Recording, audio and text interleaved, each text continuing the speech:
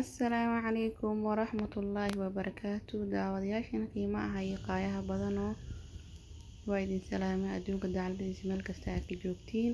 Maanta waxaan idiin wadnaa labaniyad insha Allah waxaa ka sameyn doono galaaskaas waxaa iigu jira caano booro, galaaskaas oo buuxo ilaa 3 oo biyo insha Allah aan isticmaaleynaa.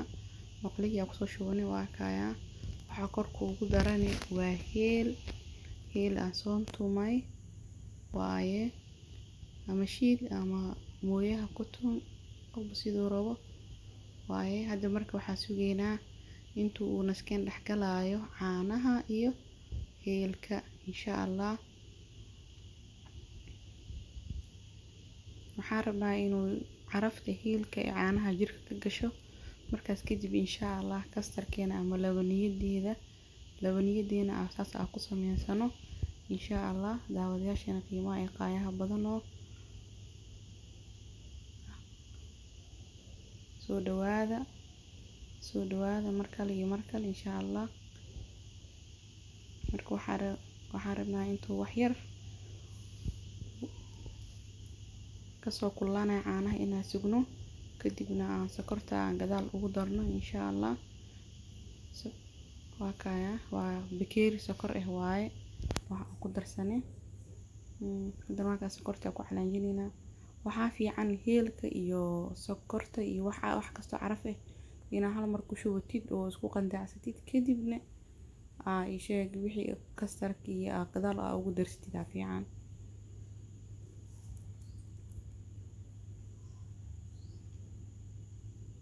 hadii kale wixii caraftii dhan waa ka baxayaan hadhow wuxuu noqonayaa wax oo caraf lahayn uu noqonayaa ama sokortii iyo kastarkeeda isku dartid hal mar caanahana way ku dhibi. maxaa yeelay kastarka waxaa la rabaa inuu digsiga uu ku dhagin oo laga ilaaliyo la rabaa. haddana sokortiina way isdhibaysaa marka waxaa ku fududbo inaa waxaaga hore u soo diyaarsid kadib caanaha waa ku diyaarsan ku shubatid insha Allah. hadda waa kaya caanihi way noo soo burin rabaan waa kaya insha Allah. waa miireynaa heelkii qorfihiisa waxaa ka miireynaa. hadda caanaheeni oo noo diyaarsan oo sokortoodii iyo heelkoodii iyo maasha Allah caraftooda lagama sheekeyn karo caraf.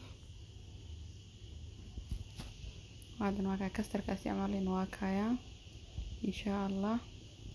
waxaa ka isticmaali doonaa 2 qaando insha Allah biidhnillah. marka caanahaas waxaa rabaa inaa kala gooyo dhowr kalar ka dhigo insha Allah. hadda qayb kamid ah isticmaalaya caanihi aan soo qandiciyay sababta ugu shubayna biyaha waxaa waaye caanaha way kulul yihiin. caanihi oo kulul iyo kastarka isku darana buruq yeelanayaa. marka si ay buruq kaaga yeelanin biyo ama caano kale wax wixii ku diyaarsan ku qaso kadib korka ugu shubo. caanihi oo kulul iyo kastarkii oo budo aad isku kor dartid wuxuu ka noqonayaa buruq ka yeelanayaa. murqaha ka xanuunaysaa sida u walaaqaysid si aad buruqda u baabi'isid. marka jawi degan caanaha hadday kulul yihiin gooni u qaso kastarka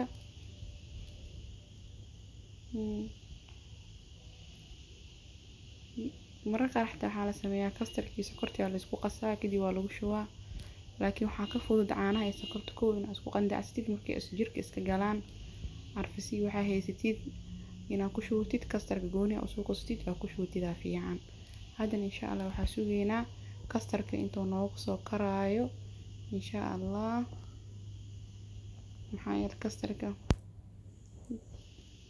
haddana waxaan doonayaa inaad ilaalisid oo sidaas inaa walaaqda laga rabaa. maxaa yeelay salku ku dhagayaa digsiga uu ku dhagayaa uu gubanayaa marka xilligiisa asoo la gaarin insha Allah. waxaan rajeynayaa inaad ka faa'iidi doontiin asxaabtiina aad la wadaagi doontiin sidoo kale. waxaan rajeynayaa inaad subscribe-ka nagu caawin doontiin insha Allah. walaalayaashana qiimaha iyo qaayaha badanoo waa kaya taasoo noogu soo buriyay waana maanta oo la xoro biyo waaye insha Allah. waa kaya maasha Allah waa noo kara jaalo noqona wuu soo carfaya inuu bislaado marka saas ku ogaanaysaa markuu ku soo carfo oo jaalo oo tiq oo soo noqdo markaas maasha Allah wuu karay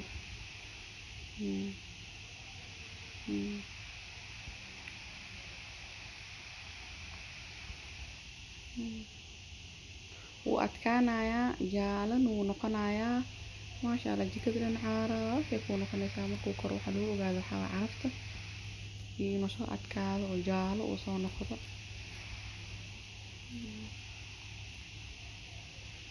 caanihii oo badnaay kulli kastarka ma ku wada darin kastarka qeyba ka isticmaal caanihii qeyba ka isticmaal kastarka ku daray hoolin labada qaando ilaa intii soo sheegay in aan ku wada daray waa ka isticmaalo waa qeyb insha Allah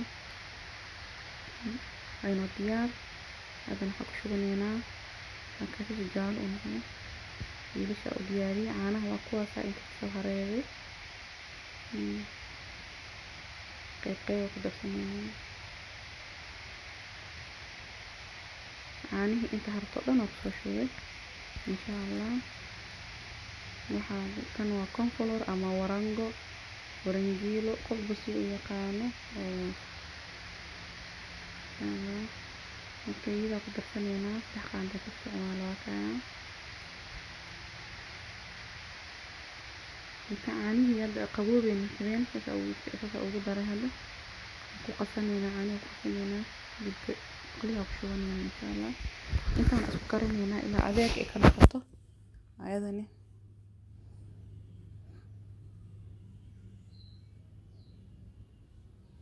marka cadaankan waxaan rabaa inaan coloring u sameeyo insha Allah color-radan aan isticmaali doono waa food color-ka qof guriga u yaalo qofba wuxuu haysto food color-ki inta nooc ku taala aad isticmaali kartaa si oo macnaha oo galaaska qurux kugu noqdo ama weelka aad ku shubashid qurux kugu noqdo oo color kugu yeeshto oo indhaha soo jiidanayo insha Allah ana isticmaali doono waa kastarki iyo laba color kale iyo qeyb cadaan ah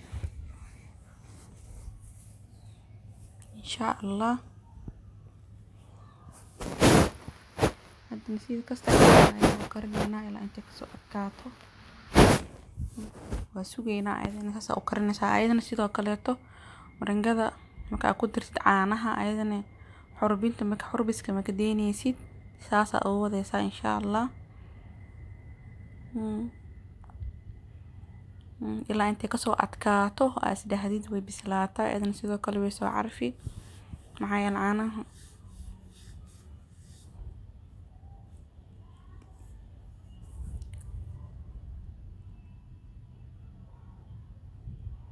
maasha Allah waa casiriyo aftar qado waaye insha Allah qadada kadib waaye waan isticmaalayaa haddana qeyb ka soo shubtay hadda waxaa ku daray waa food color oo orange waaye insha Allah qeyb ka isticmaalayaa hadii wixii karinay qeyb kamid ah waaye saddex qeyb qaybin doona insha Allah kaamirada iga boos ahayd ma ogeyn saddex qeyb marka u qaybinaayay had qeyb kamid ah waaye insha Allah haddana waa food color oo design kale ah waaye